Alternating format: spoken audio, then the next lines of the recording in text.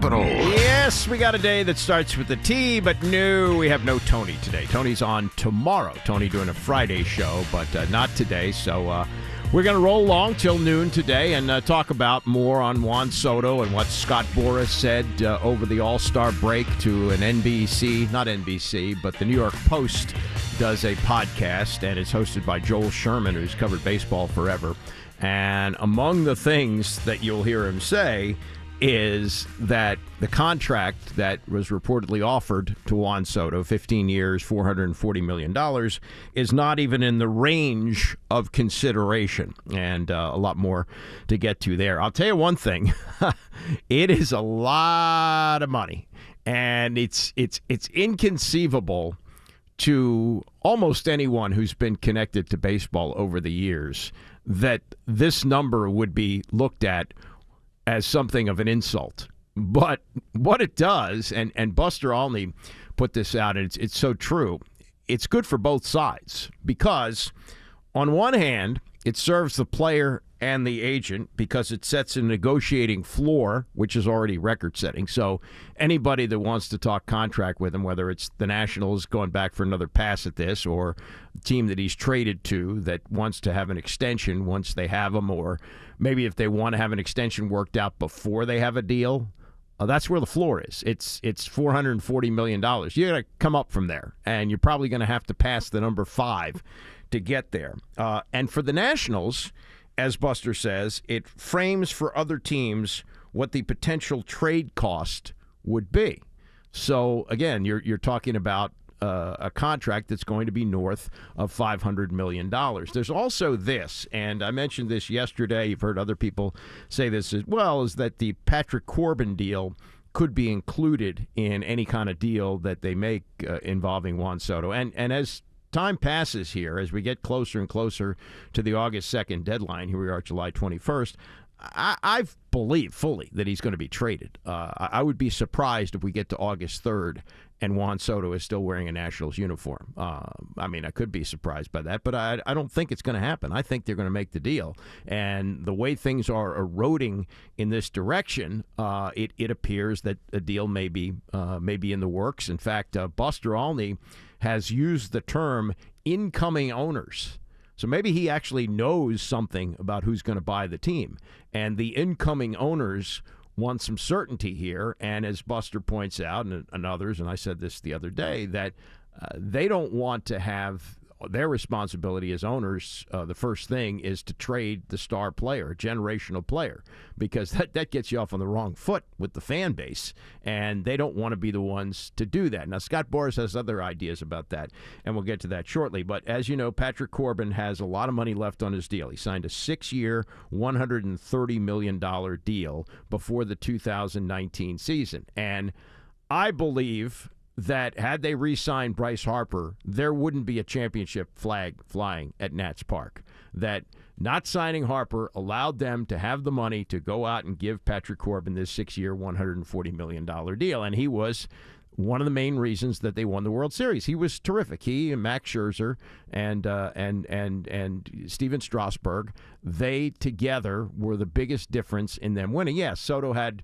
some big hits, and Ryan Zimmerman had some big hits, and they had a great performance all around from their team. But the pitching was the difference, and as one of the 3 starters who actually performed in relief as well, he was a huge difference. But since then, he's been dreck. As Jesse Doherty points out in his story today, since the start of the 2020 season, Corbin has a 5.61 ERA in 337 innings, never missing a start, yet failing way short of expectations. And that ERA comes down at the end of the year. I mean, the last few years, it seems like he's starting out with his ERA well into double digits. I mean, he gets lit up early in the season, and then he seems to get it back together a little bit, but he's not a $140 million pitcher anymore.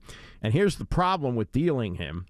If you're going to deal the contract, it's backloaded. It includes deferred money. He got a $2.5 million signing bonus, says Jesse Doherty, in 2018, $12.5 million in 2019, $19 million in 2020, $24 million last year. He'll get $23 million this year, $24 million 2023, $35 million in 2024, and we'll have $10 million deferred. So just the quick math here.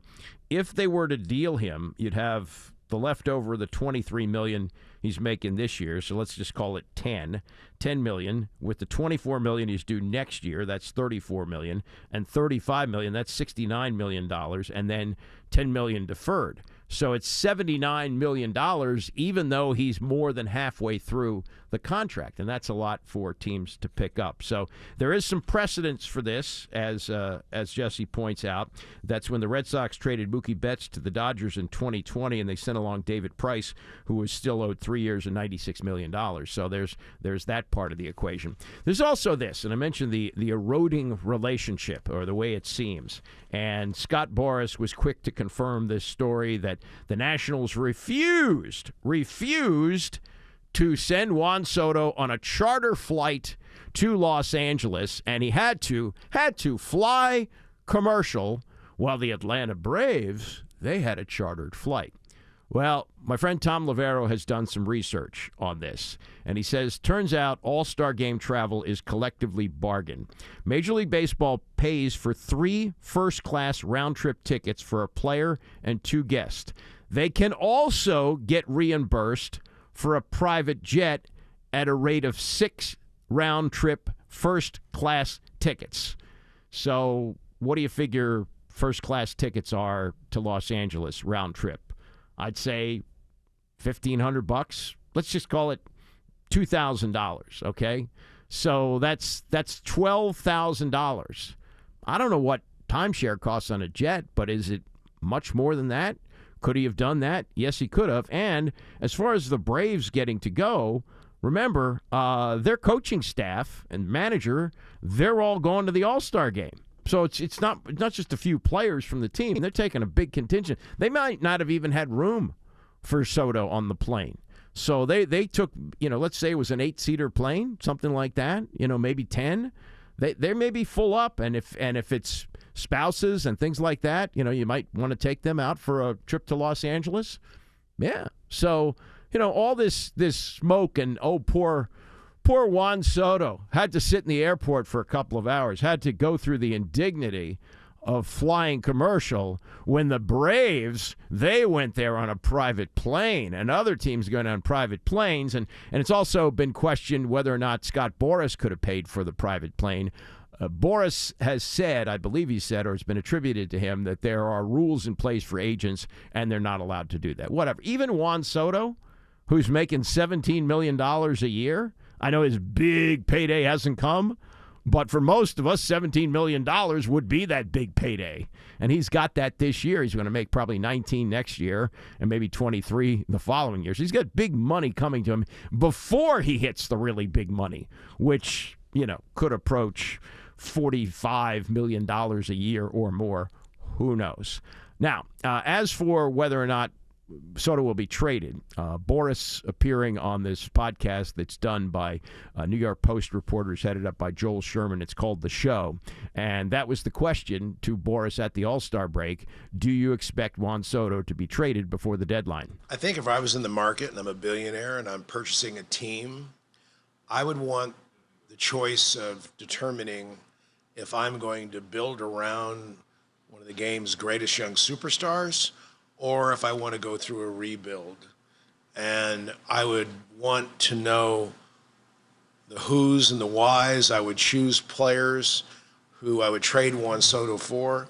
So therefore, it's pretty clear to me that the franchise value of this club is really, I think, escalated to a much higher level when the new owner has that choice. Because I think one thing you learn from being around billionaires, they certainly like their choices, no doubt.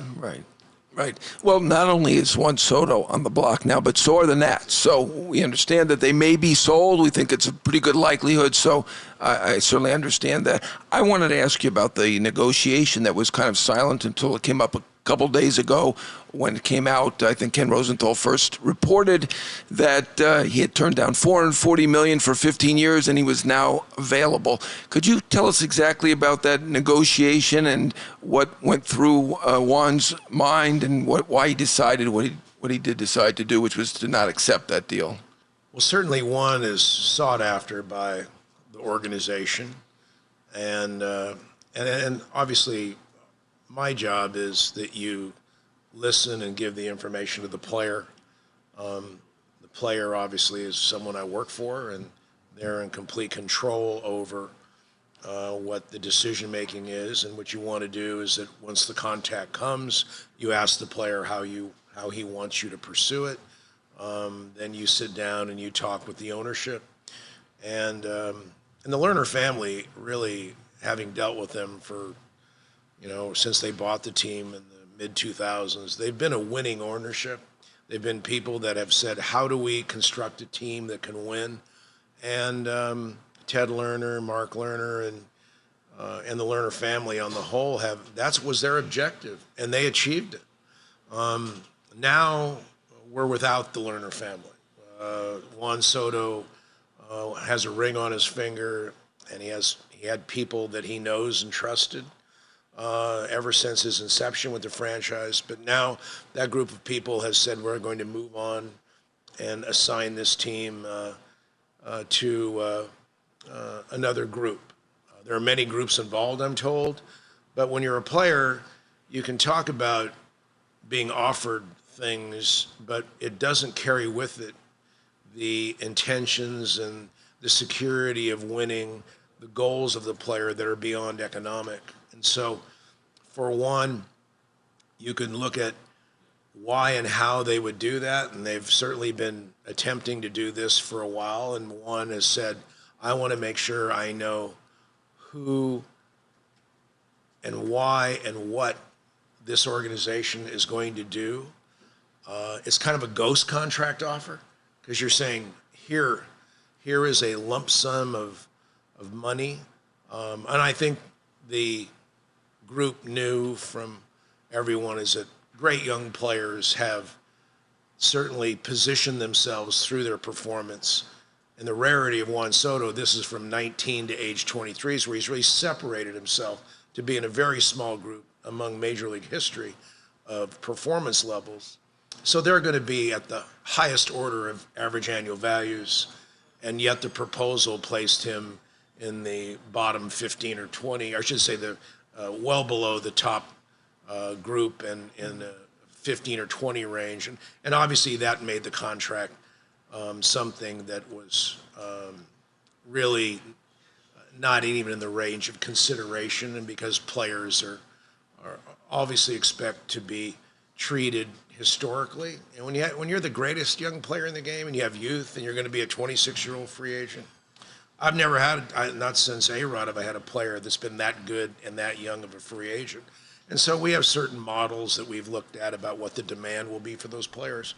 And certainly it includes, they're going to get the extraordinary years, that they're going to get the appropriate AV, and you're also going to look at revenue streams to determine what the new element of baseball is, and certainly things that deal with past markets and such don't really allow for the relevancy of a contract to be looked at. So there's a lot of components there, and certainly Juan has decided that this is something that he's going to want to know a lot more about the ownership before he does things. So that's Scott Boras, and he went 5 minutes there in a conversation on The Show, which is a podcast done by New York Post baseball reporters.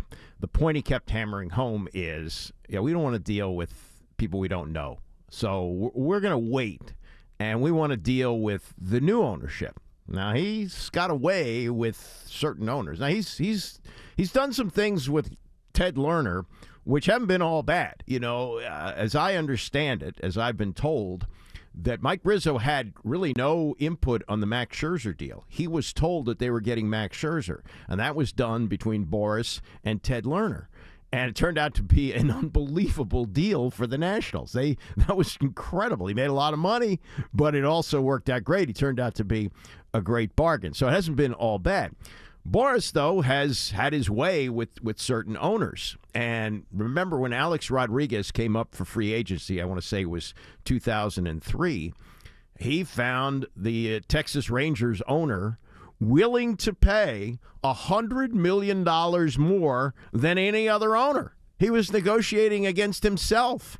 And he managed to convince the owner, I forget his name, Tom something or other, that this would change the whole franchise. And it did. As they found out, they were paying A-Rod so much money, $25 million a year, when the previous high salary in baseball was like 15, that it crippled the franchise. They couldn't do anything else. They just weren't, it didn't have a big enough TV deal, weren't drawing enough fans, so they wound up having to trade him to the evil empire, the Yankees. And this is the way Boras does business. So again, he's hammering over and over again. He called it a ghost contract.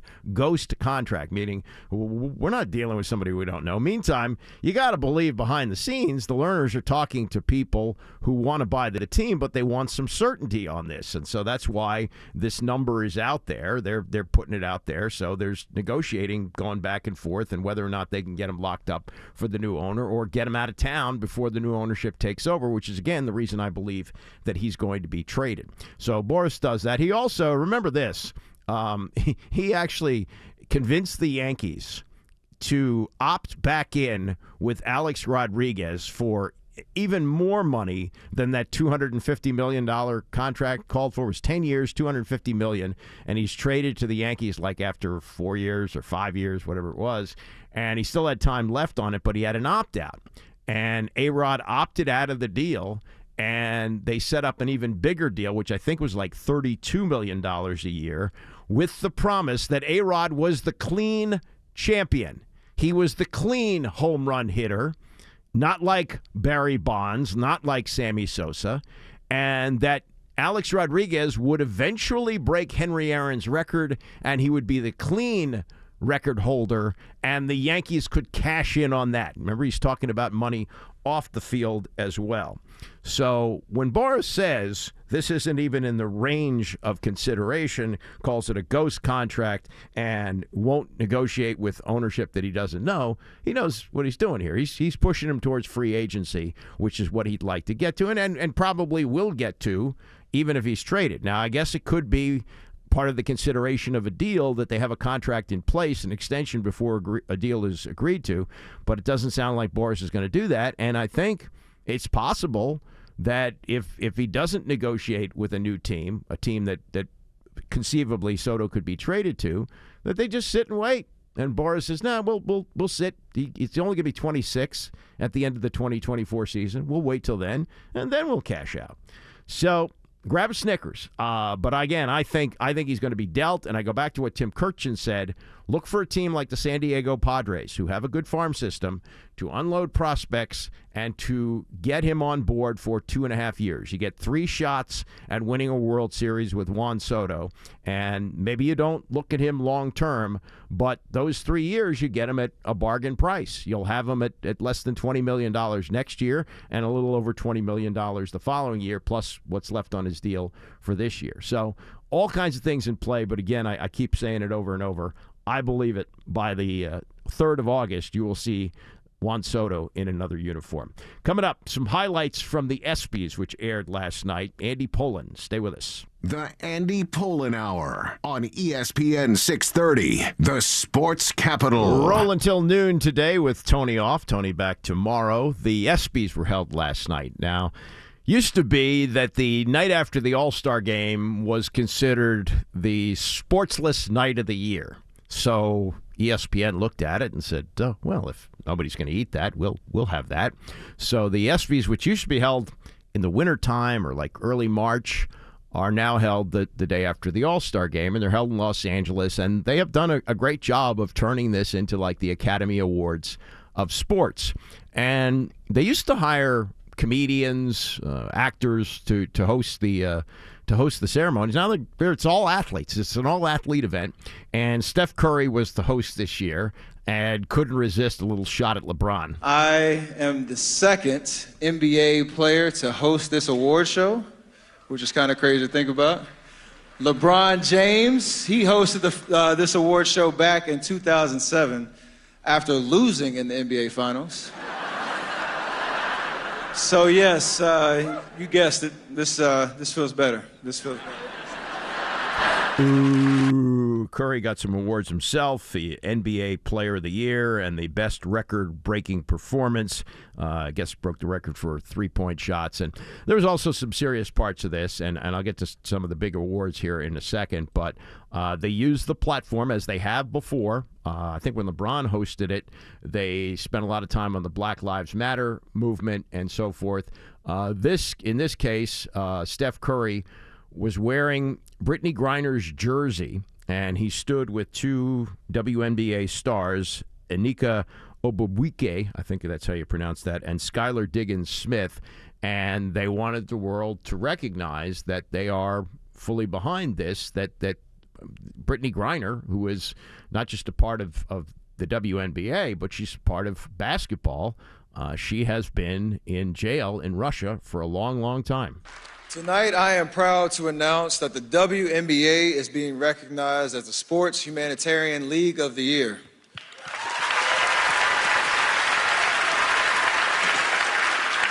Recognizing the collective commitment of its players, coaches, and franchises to fighting inequality and injustice all over the world.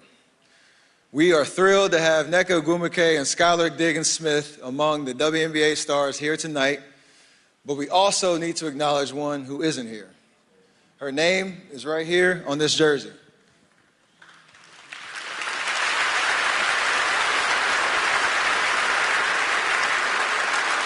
BG is a WNBA champion. She's an 8-time WNBA All-Star, a national champion in college, an Olympic gold medalist, an athlete who has fans all over the world, a human being whose predicament commands our attention. It's been 153 nights now that BG has been wrongfully detained thousands of miles away from home, away from her family, away from her friends, away from her team. All throughout that time, we've kept her in our thoughts and in our hearts, even though we know that ain't nearly enough to bring her home, y'all. There are a lot of people working hard right now to secure Brittany's release, but as we hope for the best, we urge the entire global sports community to continue to stay energized on her behalf. Because Brittany isn't just on the Phoenix Mercury, she isn't just a member of her team in Russia, she isn't just an Olympian. She's one of us, the team of athletes in this room tonight, and all over the world. A team that has nothing to do with politics or global conflict. The more we say her name, the louder our voices will be. The more we see her face, the closer we'll feel to her and her to us. We cannot stop fighting for her. We cannot stop believing for her. And we will not stop hoping for the day when we can welcome her home safely. We are BG. Yeah, and big applause, obviously, for that. Griner's wife was in the audience for that last night, and it was one of the more emotional parts of it. Dick Vitale spoke, and he got the Jimmy V Award. We'll get to that in a second. Let me give you the other big winners from last night in case you missed this. Warriors winning the best team, as Curry was the best NBA player, and his teammate Klay Thompson, best comeback. I mean, he missed 2 full seasons with leg injuries. Katie Ledecky from Bethesda won the best women's athlete, best woman athlete award. Best men athlete award went to Shohei Ohtani of the Angels. The Arthur Ashe Award for Courage, Vitale Klitschko, who is also the mayor of Kyiv and a former boxer, honored for that. The best championship performance went to Rams receiver Cooper Kupp. He won the ESPYs for doing what he did all season long when it mattered most, et cetera, et cetera. Best college athlete, Bryce Young, the Alabama quarterback. What are some of the other highlights here? Best NFL player, Aaron Rodgers of the Packers. Best NHL player, Connor McDavid of the Edmonton Oilers. The best golfer, Justin Thomas. Best tennis player, Rafael Nadal. And best Olympian in women's sports, Katie Ledecky. Obviously, the Jimmy V Award went to someone who has been a part of ESPN really since the jump, Dick Vitale. Dick Vitale had just been fired as coach of the Detroit Pistons after ESPN launched in 1979, and they were looking for somebody to do college basketball games. And they weren't in many homes then, but they had a contract to do games. They were all on tape delay. I don't think they were even shown live. And as the story goes, they paid Dickie V $300 a game to do college basketball. And I think he did them. The first game that he ever did, actually, was with my friend's father, Mark Boyle, who's been doing the Pacers on the radio for like 35 years. His father did the first ESPN game with Dick Vitale. There's some pictures of this, his late father, floating around, and that launched the Dick Vitale career. And Dick Vitale in those days, a lot different than Dick Vitale now. You know, he's become sort of a character of himself. But he does great things, and he donates a lot of his time and a lot of his energy to raising money for cancer research. And as he was awarded the Jimmy V Award, he went back to what really has made not just cancer research so much more lucrative. I don't want to say lucrative. So much more able to get so much money. Let's put it that way. A lot of the money that's been raised through for cancer research comes from the genesis of the famous Jimmy V speech, Never Give Up, which took place in 1993. And if you've seen the video of this, among those helping him off the stage is Joe Theismann, who was there, and also Dick Vitale. And as Vitale was awarded the Jimmy V Award last night, he's battling cancer. I guess he's in remission now. He's also had some issues with his voice box, and he's had some surgery on that. He's 82 years old, and he's still ticking. And with a lot of energy, he told the crowd about the Jimmy V speech and how it actually happened back in 1993. March 4th, 1993. I stood here and I introduced at Madison Square Garden at the very first ESPYs my buddy Jimmy V. If you only had heard Jimmy V the night before, you would never, ever, ever believed or dreamt that he could stand there and give a speech. That's why I stood to the side, as John Hamm said. I stood there because I thought he could simply say thank you and sit down. I called him up that night. The night before at the rehearsal, I said, Jimmy, you can't believe what you're going to do tomorrow night. It's going to be unbelievable, better than I ever thought. I can barely hear his words.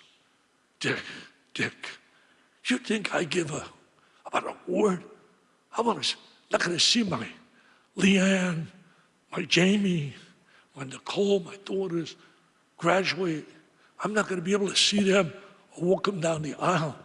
It's over, man. I'm trying to pick his spirits up. Jimmy, you got to come, man. You got to come. We came on a plane the next day with Mike Krzyzewski, his wife, Mickey, Jimmy's wife, Pam. Mike tells me the next day as they arrive in New York, he said, he's throwing up all over the place, sick as a dog. So now we're in the arena, and he's sitting right up front, and I try to go grab one of the production assistants and say, you know what, why don't you let him bring a mic to him? And he could sense something's going on. So he said, come over, man. So I come over, he said, what are you doing? I said, I'm going to make it easy for you.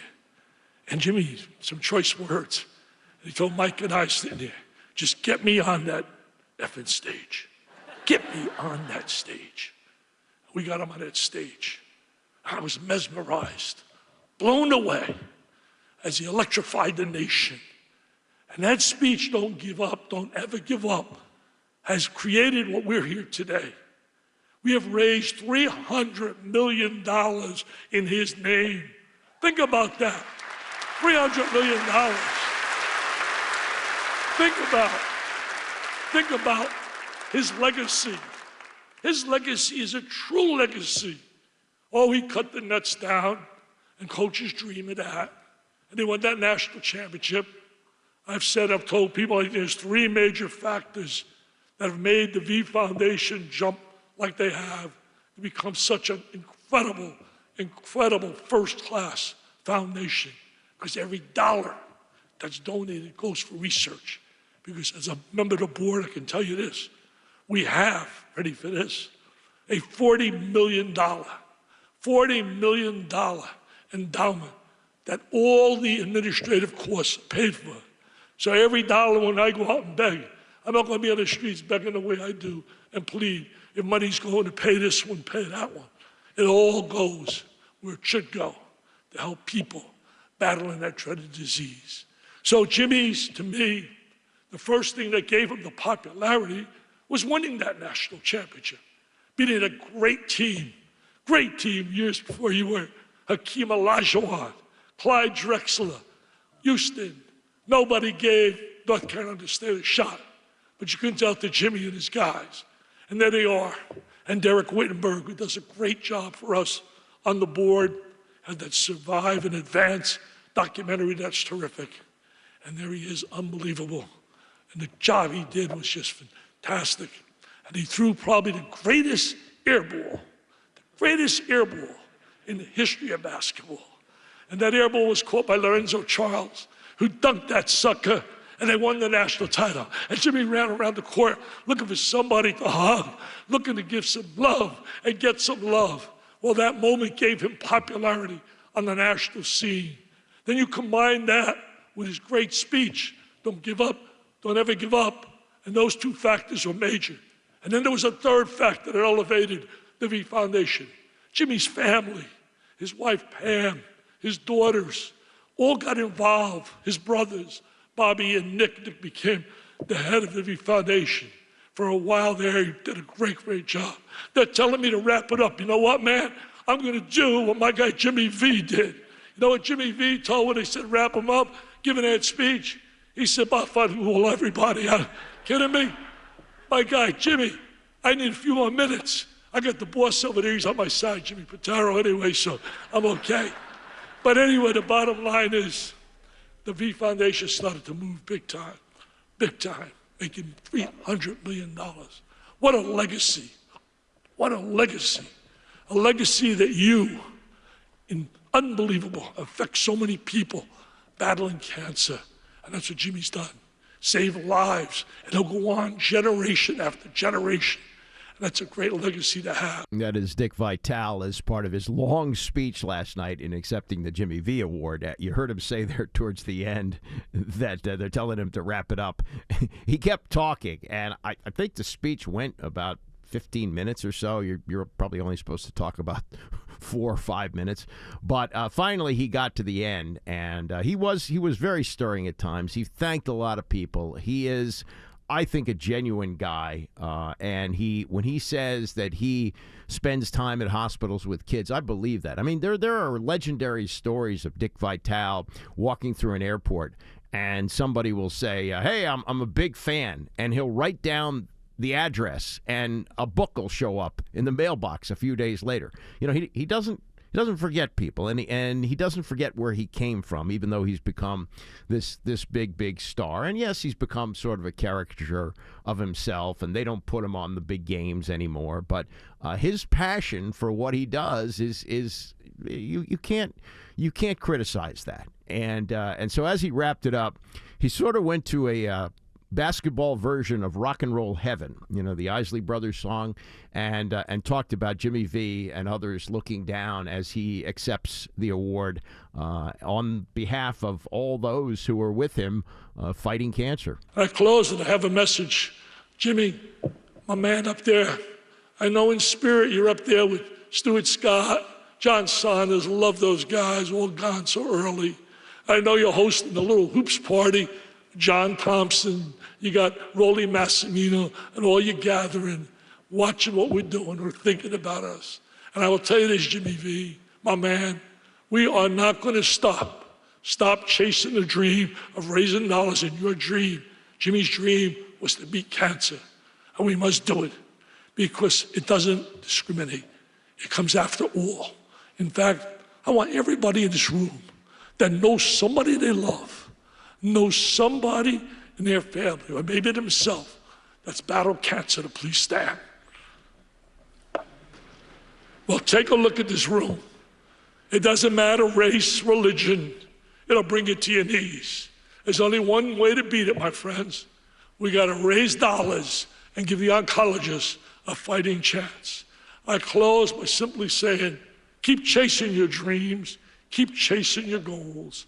And to me, all of you in this room are special winners in the game of life and what you've done to pursue your goals. And remember, just remember, perseverance plus passion plus pride equals win in the game of life. God bless. So that was Dick Vitale last night at the ESPYs getting the Jimmy V Award. And I've talked to Bob Valvano. I've known Bob over the years about the speech, and I think he's right. He says this is really the modern version of the Lou Gehrig speech, luckiest man on the face of the earth. And really just weeks before he passed away, here's Jim Valvano telling people to never give up. And you heard Vitale explain what kind of shape he was in. And there are stories of him getting on the private plane with Mike Krzyzewski, just throwing up the whole flight. I mean, he can't even keep his head up. But if you watch the speech, he's Jim. He looks like the same guy that had won the national championship in 83. So just 10 years earlier, he was 37. He was only 47 when he passed away. But he was able to summon that type of performance. And Dick Vitale, let's keep our fingers crossed and hope he goes into remission and he's back doing games next year. But he's in a battle, and he's in a battle on two fronts, both with his voice, as you hear. That's not the same voice that he used to have, but he's had multiple surgeries for that, plus the battle with cancer as he continues to fight through. But he is tireless in trying to raise money, particularly for kids. And he doesn't just, talk about it. He has this big fundraiser every year, and he does spend time in the hospital with kids. So just a really emotional part of last night. And the ESPYs, they have reached their goal. They wanted to make this, as I say, the Academy Awards for sports, and they've done that. And I think they got it in the perfect spot when there's nothing else going on. Got baseball games coming back tonight. There's a few games on the schedule, and then everything really ramps up again tomorrow night as the Nationals will be at Arizona and the Orioles will be home against the Yankees. Coming up, why J.J. Watt is a mensch. We'll get to that next. It's the Andy Pollin Hour, ESPN 630. The Andy Pollin Hour on ESPN 630, the sports capital. And for Tony today, so rolling till noon, Paul Feinbaum had a very good conversation yesterday about the state of college football with Greg McElroy, the former Alabama quarterback who's now covering college football for ESPN, and had some real interesting things to say about where we're headed and where Notre Dame might wind up. We'll play some of that for you coming up in the next hour. I mentioned J.J. Watt, and J.J. Watt is a great player who has been really shot down a lot of years by injury. He's when he plays great. He's going to go to the Hall of Fame. He's got brothers, one of them at least, maybe both of them might go to the Hall of Fame. They might be the first trio of brothers to get in. And he now is with the Arizona Cardinals after playing many years in Houston. He'd become part of the community. When they had the flooding, he was a big part of the effort to get supplies to people and things like that. And he's a guy who kind of gets it, really gets it. Anyway, there was a fan on Twitter. She's lives in Houston. She's a Texans and an Astros fan. She has, or had, I guess she'll have more now. She had just 70 followers. Her name is Jennifer Simpson. And she put out a tweet that she was selling a pair of J.J. Watt shoes and a jersey to raise money for her grandfather's funeral. And she tagged Watt's account with photos of the items for sale. It was 70 followers. And J.J. Watt saw it because he was tagged on it, and he responded by telling her to keep the items because he would pay for the funeral. How about that? That's really a mensch, and that's, not everybody pays that kind of attention to their Twitter feed. And this is, just one person with 70 followers putting something out, and J.J. Watt responded. So good for him. Very, very likable guy, and didn't have really the star treatment coming through. He had gone, I believe, to Western Michigan to play tight end and transferred to Wisconsin as a walk-on. They made him into a defensive end, and he was just a force there and was drafted, may have been the number one pick of the draft, and had a great career in Houston, but things went south there, and now he's with the Arizona Cardinals, and I wish him well. I think the guy is an absolute mensch. This is interesting as I wait to become a grandfather here in the next week or so. Floyd Mayweather. Floyd Mayweather, he likes to spend his cash, and why shouldn't he? Makes a lot of money from various ventures, including fighting. He bought an $18 million watch And he recently spent $345,000 on a 2022 Rolls-Royce, complete with mink fur seats and flooring. And as an extra for this, he spent $18,000 for a mink car seat for his grandson, who's only 1 year old. The seat has his name stitched to it, Kentrell Jr., on the headrest, and it also has 2 cup holders. So the tot can, I guess, have 2 bottles while he drives with Grandpa. $18,000 for a car seat. Now, that is sticker shock. But let me tell you, I didn't pay for it, but I know the cost of the combination stroller car seat that will be carrying my grandchild very soon. And I can tell you that $18,000 is a hell of a lot of money for a car seat, but just what regular people pay for regular car seats and strollers, it's a lot of money. It's more than my first used car, let's put it that way. And it's not that far away from my first new car. But Floyd Mayweather certainly can afford $18,000, but $18,000 for a mink car seat. Wow, that's something.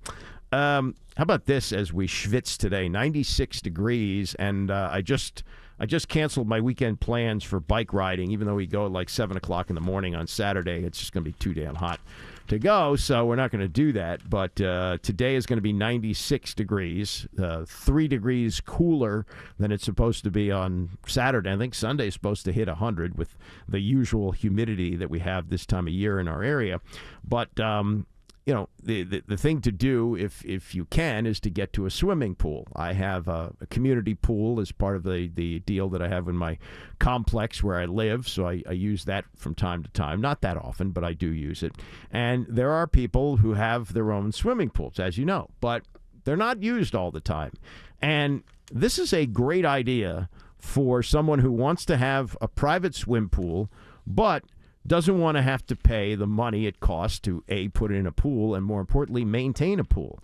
Costs a lot of money. So this is an idea that a young guy came up with. It's called Swimply, SWIMPLY, and they call it the Airbnb of aquatic recreation. And what you can do is rent somebody else's pool and there are varying costs on this. The one they talk about here is $68 an hour, which seems reasonable. There was a 2-hour frolic at one pool that went for $140. That's, very reasonable for a couple of families who want to split that. And really, when you go to the pool, unless you're going to sit out there all day and read a book, you're not going to spend that much time swimming. People spend 40 minutes in the pool tops, maybe less than that. And so they talk about a birthday party that was recently held at a man's home for 25 people. And it was $500, which, again, is a reasonable fee. It was not a college fraternity. It was 25 5-year-olds. And they make the bathroom available. And for $35 extra, you can rent a grill. There's a guy who put in a $5,500 heater, but he's paying for that because it costs, if you swim in, it's not real hot like today, it costs an extra $15 an hour for the heating. It's a real interesting side business. They say that 5.4 million people have in-ground pools, 8.7 million total have pools. I don't think I would want to rent an above-ground pool. I think I would draw the line there. It would have to be an actual, in-ground swimming pool with concrete and all that. The website that was put together by a guy by the name of Bunin Laskin, 25 years old, during the first 2 years of the pandemic, people were stuck at home and couldn't use a pool. So the Swimply business, when, people, I guess, since you're outside, there wasn't as much danger, and the chlorine, I guess, would kill any, issues there. So this got off the ground, and this guy's a former yeshiva student, eldest of 12 kids. 2018, he paid a neighbor to use her pool and realized this could be a business, went out to Google Earth and found other pools near his family's home in New Jersey and asked whether he could rent them out. Later this year, Swimply plans to move into rentals of other recreational spaces, such as basketball and tennis courts, industrial kitchens, recording studios, and so forth. Great idea. And they do insure as part of the deal. If you go through the website, you get $1 million liability insurance policy and $10,000 property damage protection. But I think if you're renting out your pool, you just want to keep an eye on things and make sure that, things stay under control there.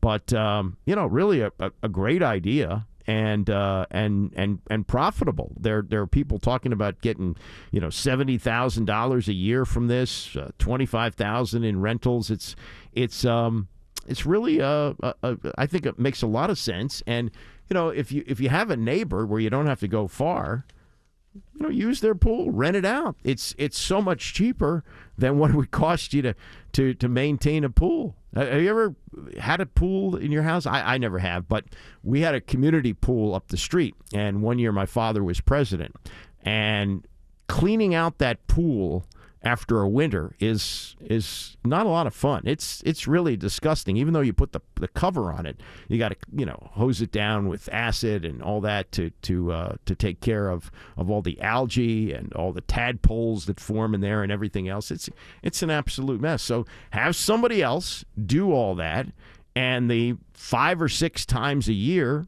that you want to use a pool, say it costs you $100 each time. That's still a bargain. Yeah, it's not your own pool, but you can pay to host a party. Never mind it's your neighbor's house. So what? Are you that caring about that you have to show off? Nah. Have a nice pool, have a nice time.